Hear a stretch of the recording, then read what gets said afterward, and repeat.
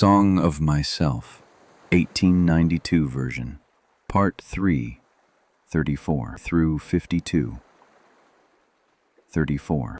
Now I tell what I knew in Texas in my early youth. I tell not the fall of Alamo. Not one escaped to tell the fall of Alamo. The 150 are dumb yet at Alamo.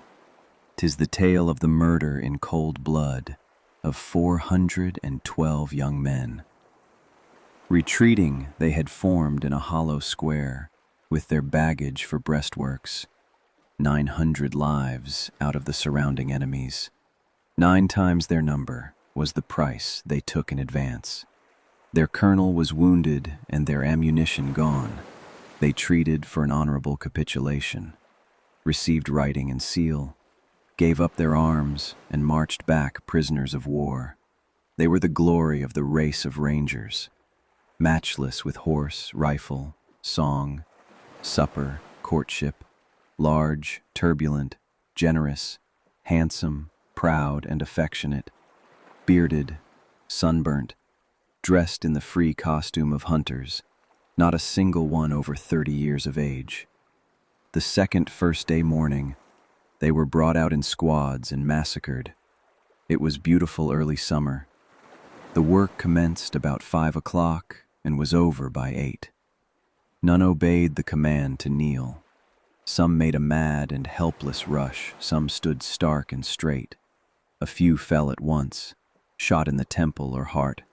The living and dead lay together. The maimed and mangled dug in the dirt. The newcomers saw them there. Some, half-killed, attempted to crawl away. These were dispatched with bayonets, or battered with the blunts of muskets. A youth not 17 years old seized his assassin till 2 more came to release him. The 3 were all torn and covered with the boy's blood. At 11 o'clock began the burning of the bodies. That is the tale of the murder of the 412 young men.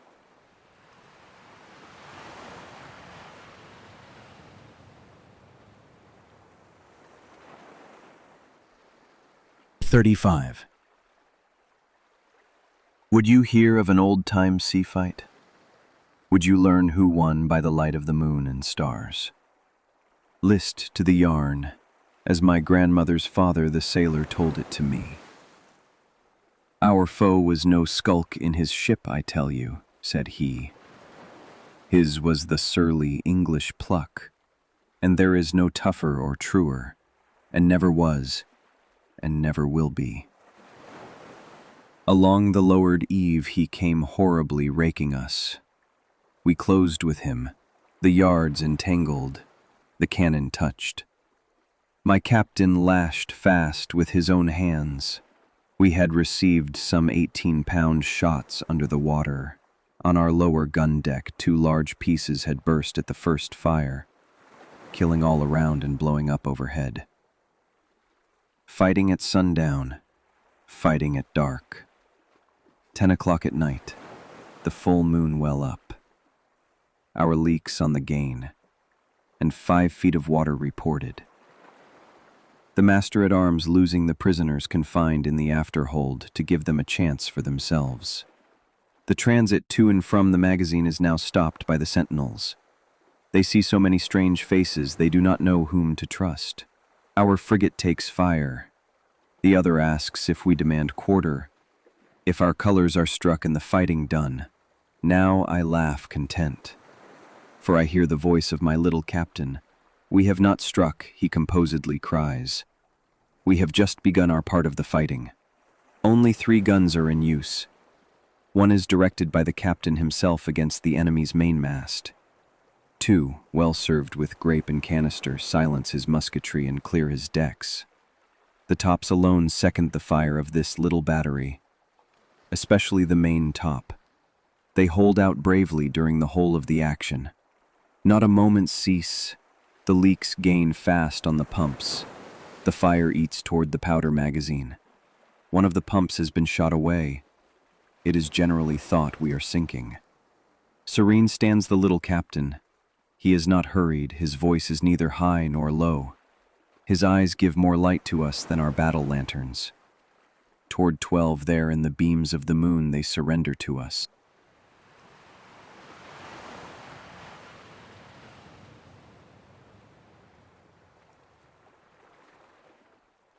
"36.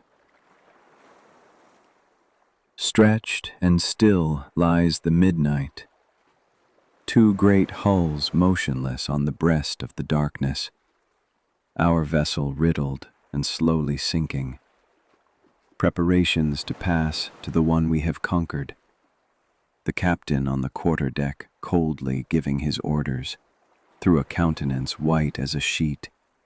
Near by the corpse of the child that served in the cabin, the dead face of an old salt with long white hair and carefully curled whiskers. The flames, spite of all that can be done, flickering aloft and below.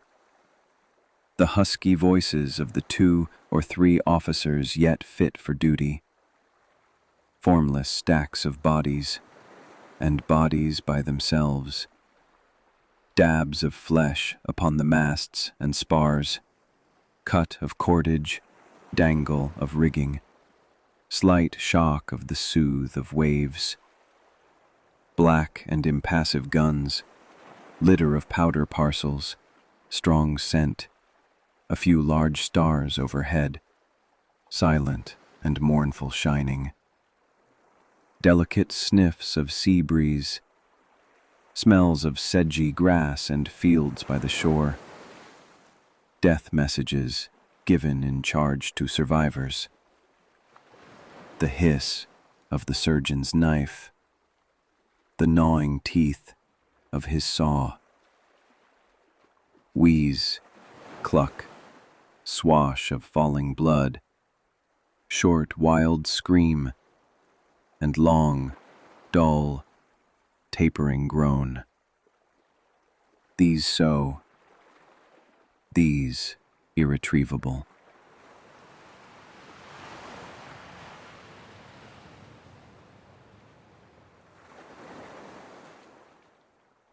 "37. You laggards there on guard, look to your arms. In at the conquered doors they crowd. I am possessed. Embody all presences outlawed or suffering. See myself in prison shaped like another man, and feel the dull, unintermitted pain. For me, the keepers of convicts shoulder their carbines and keep watch.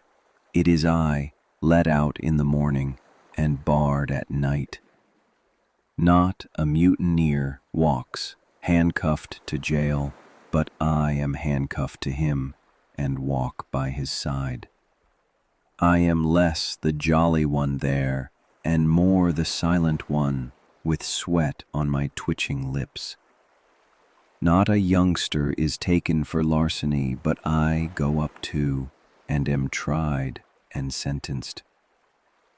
Not a cholera patient lies at the last gasp, but I also lie at the last gasp. My face is ash-colored, my sinews gnarl. Away from me, people retreat. Askers embody themselves in me, and I am embodied in them. I project my hat, sit shamefaced, and beg.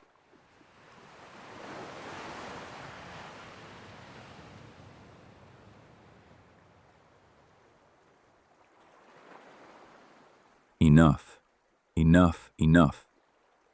Somehow I have been stunned. Stand back, give me a little time beyond my cuffed head, slumbers, dreams, gaping. I discover myself on the verge of a usual mistake, that I could forget the mockers and insults, that I could forget the trickling tears and the blows of the bludgeons and hammers, that I could look with a separate look on my own crucifixion and bloody crowning. I remember now. I resume the overstayed fraction. The grave of rock multiplies what has been confided to it, or to any graves. Corpses rise, gashes heal, fastenings roll from me. I troop forth replenished with supreme power, one of an average, unending procession. Inland and seacoast we go, and pass all boundary lines, our swift ordinances on their way over the whole earth. The blossoms we wear in our hats, the growth of thousands of years. Ilaves, I salute you. Come forward. Continue your annotations. Continue your questionings.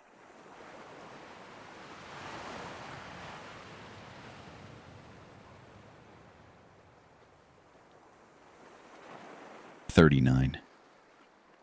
The friendly and flowing savage. Who is he? Is he waiting for civilization, or past it and mastering it? Is he some Southwesterner raised outdoors? Is he Canadian? Is he from the Mississippi country, Iowa, Oregon, California, the mountains, prairie life, bush life, or sailor from the sea? Wherever he goes, men and women accept and desire him. They desire he should like them, touch them, speak to them, stay with them. Behavior lawless as snowflakes, words simple as grass, uncombed head, laughter and naivete, slow-stepping feet, common features, common modes and emanations. They descend in new forms from the tips of his fingers. They are wafted with the odor of his body or breath. They fly out of the glance of his eyes.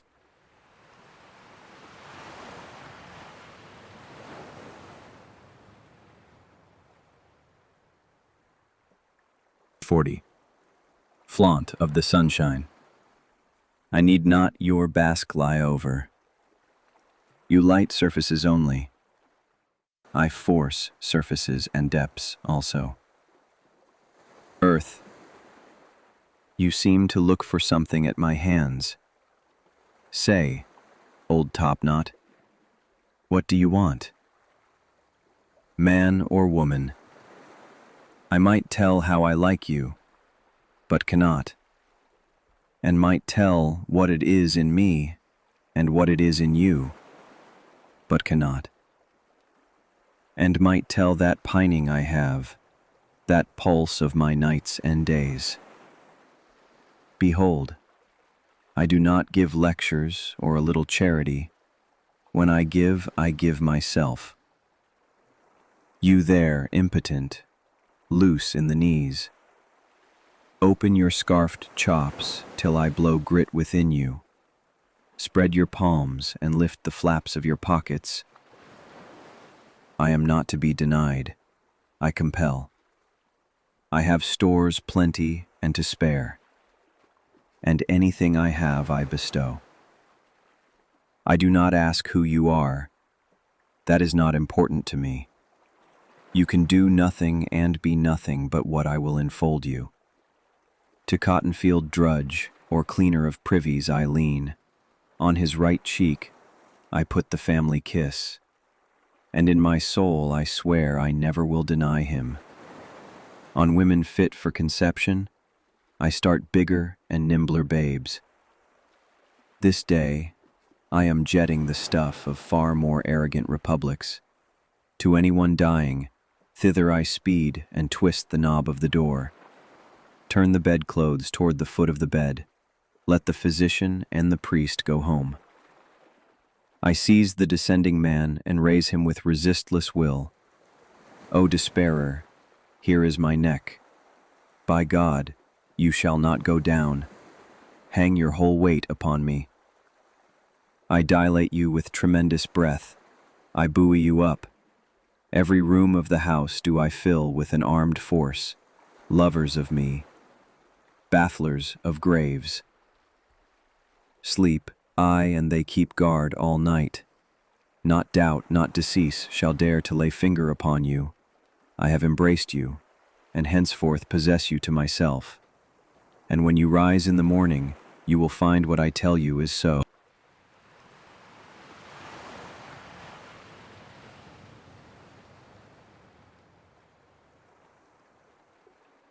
41.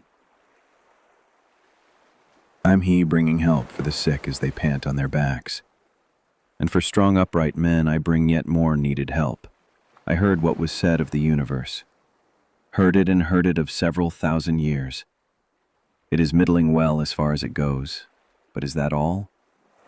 Magnifying and applying come I, outbidding at the start the old cautious hucksters, taking myself the exact dimensions of Jehovah, lithographing Kronos, Zeus his son, and Hercules his grandson, buying drafts of Osiris, Isis, Belus, Brahma, Buddha, in my portfolio placing Manitou loose, Allah on a leaf, the crucifix engraved, with Odin and the hideous-faced Mexitli, and every idol an image, taking them all for what they are worth and not a cent more. Admitting they were alive and did the work of their days, they bore mites as for unfledged birds who have now to rise and fly and sing for themselves. Accepting the rough deific sketches to fill out better in myself, bestowing them freely on each man and woman I see, discovering as much or more in a framer framing a house, putting higher claims for him there with his rolled-up sleeves driving the mallet and chisel, not objecting to special revelations, considering a curl of smoke or a hair on the back of my hand just as curious as any revelation. Lads a hold of fire engines and hook and ladder ropes, no less to me than the gods of the antique wars, minding their voices peal through the crash of destruction, their brawny limbs passing safe over charred laths, their white foreheads whole and unhurt out of the flames.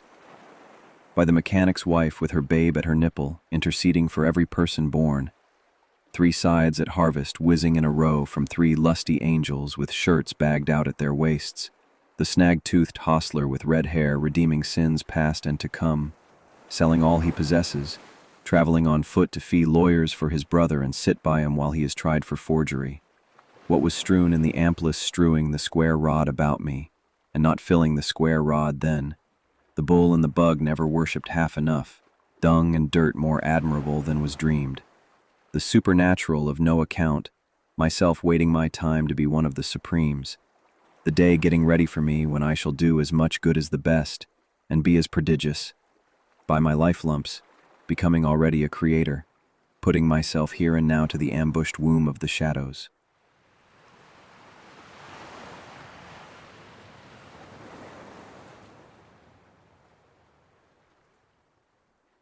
"42. A call in the midst of the crowd. My own voice, orotund, sweeping, and final. Come, my children. Come, my boys and girls, my women, household and intimates. Now the performer launches his nerve. He has passed his prelude on the reeds within. Easily written, loose-fingered chords. I feel the thrum of your climax and close. My head slews round on my neck. Music rolls, but not from the organ. Folks are around me, but they are no household of mine. Ever the hard unsunk ground, ever the eaters and drinkers, ever the upward and downward sun, ever the air and the ceaseless tides, ever myself and my neighbors, refreshing, wicked, real. Ever the old, inexplicable query, ever that thorned thumb, that breath of itches and thirsts, ever the vexer's hoot, hoot, till we find where the sly one hides, and bring him forth. Ever love, ever the sobbing liquid of life, ever the bandage under the chin, ever the trestles of death. Here and there, with dimes on the eyes walking, to feed the greed of the belly, the brains liberally spooning, tickets buying, taking, selling, but into the feast never once going, many sweating, plowing, thrashing, and then the chaff for payment receiving. A few idly owning, and they the wheat, continually claiming. This is the city, and I am one of the citizens. Whatever interests the rest interests me. Politics, wars, markets, newspapers, schools, the mayor and councils, banks, tariffs, steamships, factories, stocks, stores, real estate, and personal estate. The little plentiful mannequins skipping around in collars and tailed coats. I am aware who they are. They are positively not worms or fleas. I acknowledge the duplicates of myself.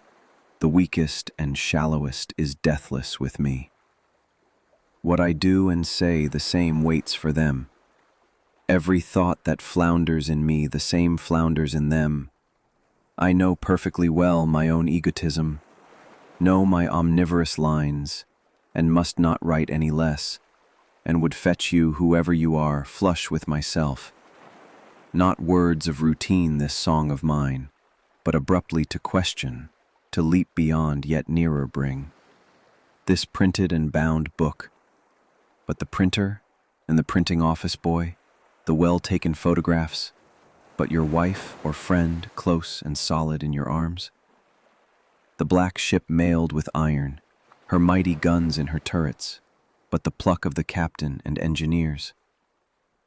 In the houses the dishes and fare and furniture, but the host and hostess, and the look out of their eyes. The sky up there, yet here or next door or across the way. The saints and sages in history, but you yourself. Sermons, creeds, theology, but the fathomless human brain. And what is reason, and what is love, and what is life?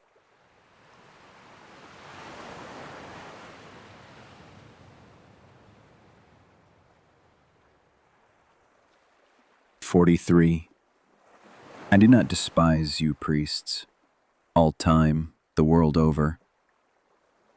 My faith is the greatest of faiths and the least of faiths, enclosing worship ancient and modern and all between ancient and modern, believing I shall come again upon the earth after 5,000 years, waiting responses from oracles, honoring the gods, saluting the sun, making a fetish of the first rock or stump, powwowing with sticks in the circle of obis, helping the lama or Brahmin as he trims the lamps of the idols, dancing yet through the streets in a phallic procession, wrapped and austere in the woods a gymnosophist, drinking mead from the skull cup, to Shastas and Vedas admirant, minding the Koran, walking the Taukalis, spotted with gore from the stone and knife, beating the serpent-skin drum, accepting the Gospels, accepting him that was crucified, knowing assuredly that he is divine, to the Mass kneeling or the Puritan's prayer rising or sitting patiently in a pew, ranting and frothing in my insane crisis, or waiting dead-like till my spirit arouses me, looking forth on pavement and land, or outside of pavement and land, belonging to the winders of the circuit of circuits, one of that centripetal and centrifugal gang I turn and talk, like a man leaving charges before a journey, downhearted doubters dull and excluded, frivolous, sullen, moping, angry, affected, disheartened, atheistical. I know every one of you. I know the sea of torment, doubt, despair, and unbelief. How the flukes splash, how they contort rapid as lightning, with spasms and spouts of blood.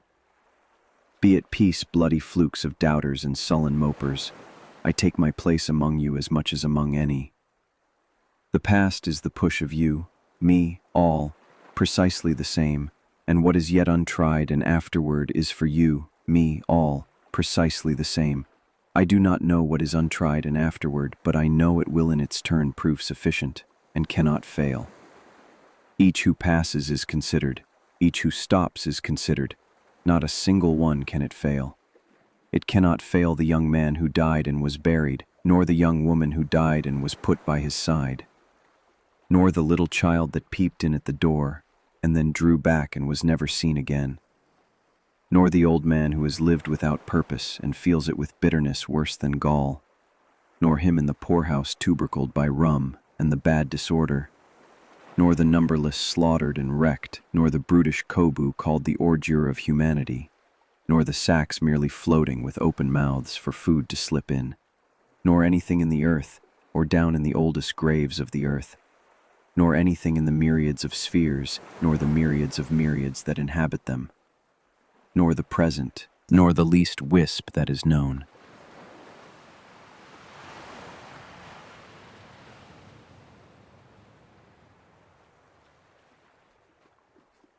44.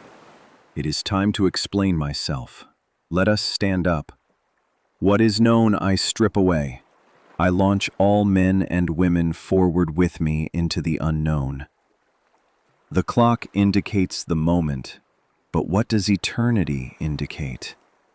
We have thus far exhausted trillions of winters and summers. There are trillions ahead, and trillions ahead of them. Births have brought us richness and variety, and other births will bring us richness and variety. I do not call one greater and one smaller. That which fills its period and place is equal to any. Were mankind murderous or jealous upon you, my brother, my sister, I am sorry for you. They are not murderous or jealous upon me. All has been gentle with me. I keep no account with lamentation. What have I to do with lamentation? I am an acme of things accomplished, and I an encloser of things to be. My feet strike an apex of the apices of the stairs. On every step, bunches of ages and larger bunches between the steps, all below duly traveled, and still I mount and mount. Rise after rise bow the phantoms behind me. Afar down I see the huge first. Nothing, I know I was even there. I waited unseen and always, and slept through the lethargic mist, and took my time, and took no hurt from the fetid carbon.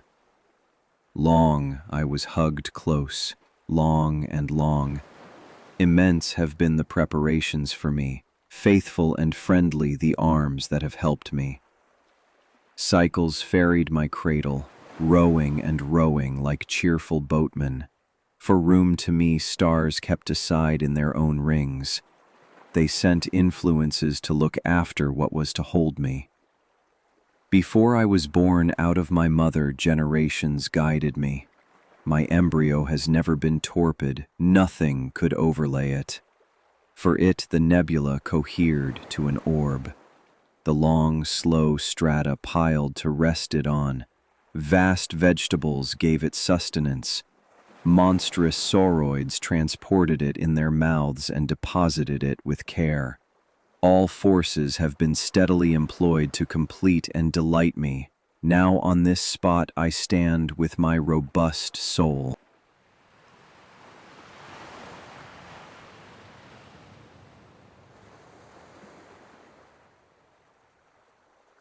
"45.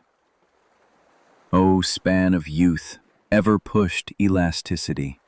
O manhood balanced, florid, and full.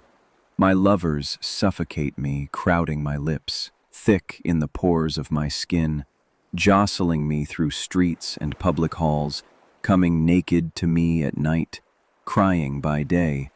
Ahoy! From the rocks of the river, swinging and chirping over my head, calling my name from flower beds, vines, tangled underbrush, lighting on every moment of my life, bussing my body with soft, balsamic busses, noiselessly passing handfuls out of their hearts and giving them to be mine. Old age superbly rising.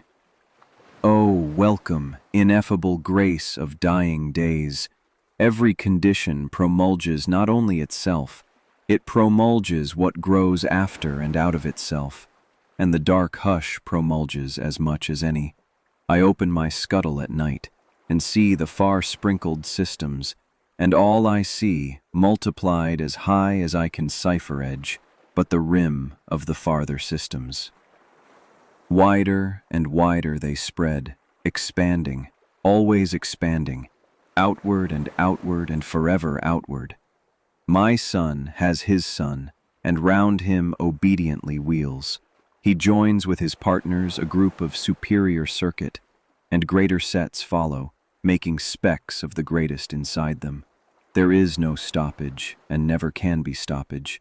If I, you, and the worlds, and all beneath or upon their surfaces, were this moment reduced back to a pallid float, it would not avail in the long run.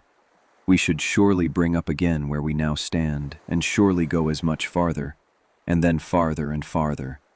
A few quadrillions of eras, a few octillions of cubic leagues, do not hazard the span, or make it impatient. They are but parts. Anything is but a part. See ever so far, there is limitless space outside of that. Count ever so much, there is limitless time around that. My rendezvous is appointed. It is certain. The Lord will be there and wait till I come on perfect terms. The great camerado, the lover true for whom I pine, will be there.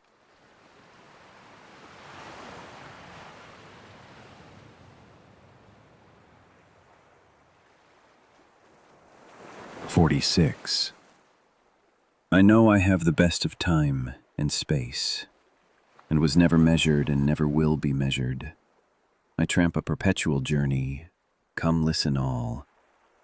My signs are a rainproof coat, good shoes, and a staff cut from the woods. No friend of mine takes his ease in my chair. I have no chair, no church, no philosophy. I lead no man to a dinner table, library, exchange. But each man and each woman of you I lead upon a knoll, my left hand hooking you round the waist, my right hand pointing to landscapes of continents and the public road. Not I, not anyone else, can travel that road for you. You must travel it for yourself. It is not far, it is within reach. Perhaps you have been on it since you were born and did not know. Perhaps it is everywhere, on water and on land. Shoulder your duds, dear son, and I will mine, and let us hasten forth. Wonderful cities and free nations we shall fetch as we go. If you tire, give me both burdens, and rest the chuff of your hand on my hip, and in due time you shall repay the same service to me, for after we start, we never lie by again. This day before dawn I ascended a hill and looked at the crowded heaven, and I said to my spirit, when we become the enfolders of those orbs, and the pleasure and knowledge of everything in them, shall we be filled and satisfied then? And my spirit said no. We but level that lift to pass and continue beyond. You are also asking me questions, and I hear you. I answer that I cannot answer. You must find out for yourself. Sit a while, dear son. Here are biscuits to eat, and here is milk to drink. But as soon as you sleep and renew yourself in sweet clothes, I kiss you with a goodbye kiss, and open the gate for your egress hence. Long enough have you dreamed contemptible dreams. Now I wash the gum from your eyes. You must habit yourself to the dazzle of the light, and of every moment of your life. Long have you timidly waited, holding a plank by the shore. Now I will you to be a bold swimmer, to jump off in the midst of the sea. Rise again, nod to me, shout, and laughingly dash with your hair.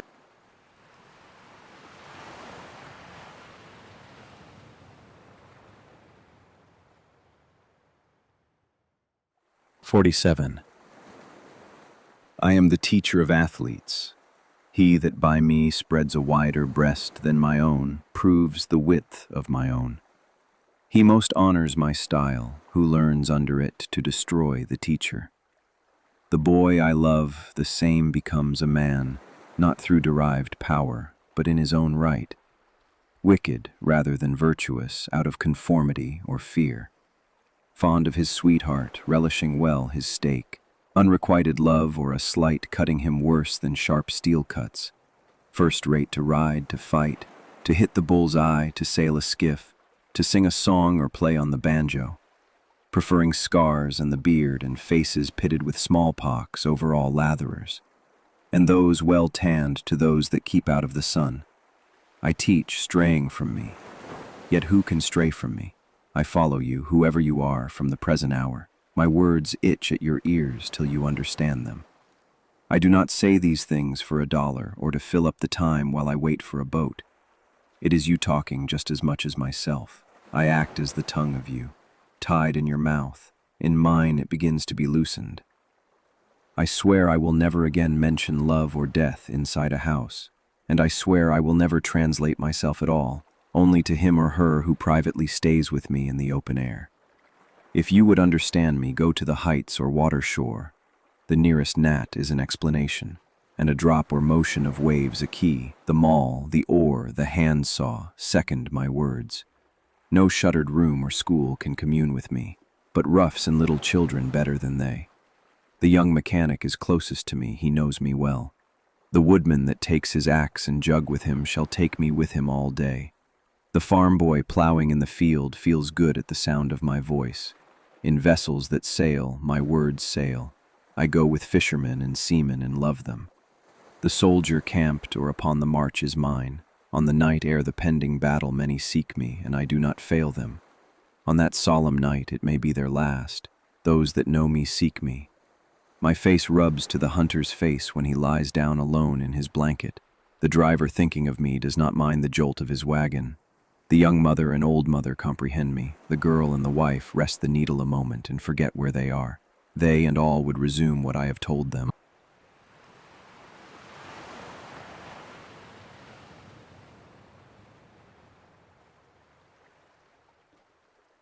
"48.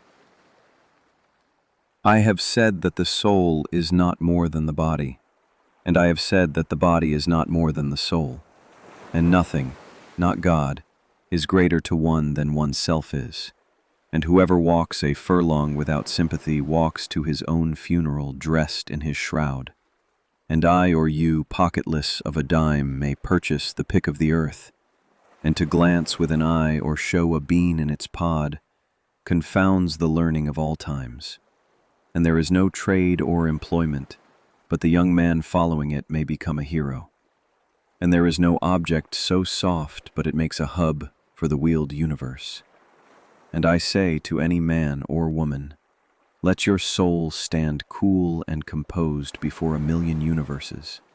And I say to mankind, be not curious about God, for I who am curious about each am not curious about God.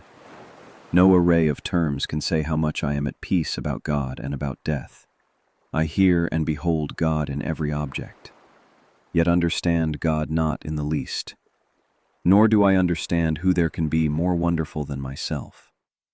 Why should I wish to see God better than this day? I see something of God each hour of the 24, and each moment then. In the faces of men and women, I see God, and in my own face in the glass.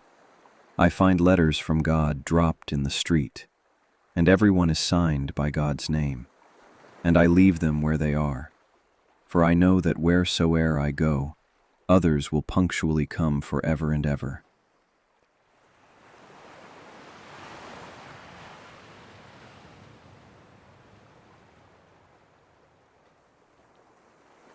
"49.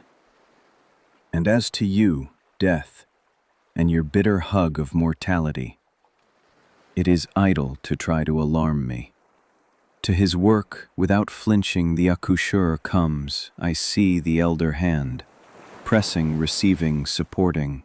I recline by the sills of the exquisite flexible doors, and mark the outlet, and mark the relief and escape.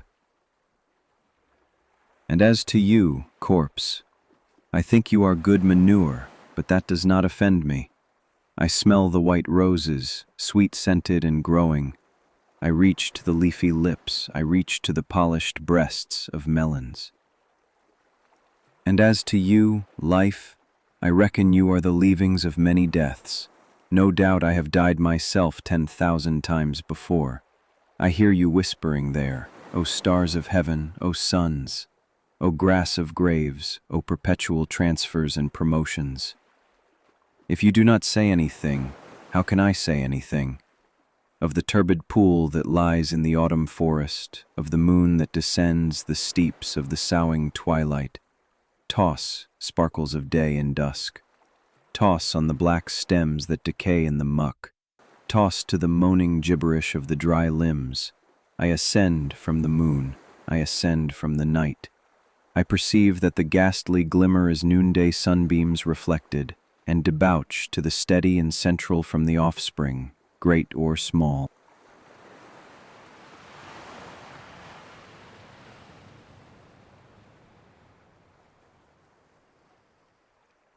Difty. There is that in me. I do not know what it is, but I know it is in me. Wrenched and sweaty, calm and cool, then my body becomes. I sleep long. I do not know it. It is without name. It is a word unsaid. It is not in any dictionary, utterance, symbol. Something it swings on, more than the earth I swing on. To it the creation is the friend whose embracing awakes me. Perhaps I might tell more. Outlines. I plead for my brothers and sisters. Do you see, O my brothers and sisters? It is not chaos or death. It is form, union, plan. It is eternal life. It is happiness.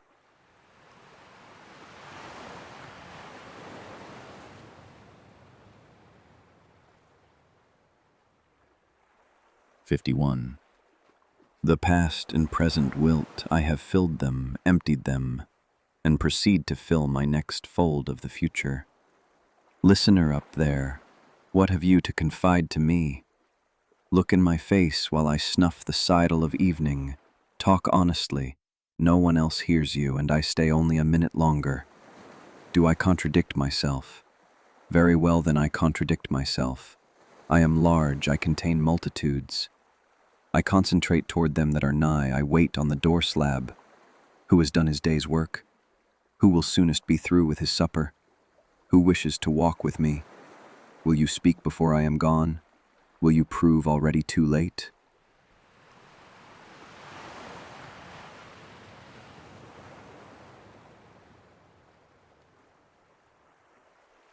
'52.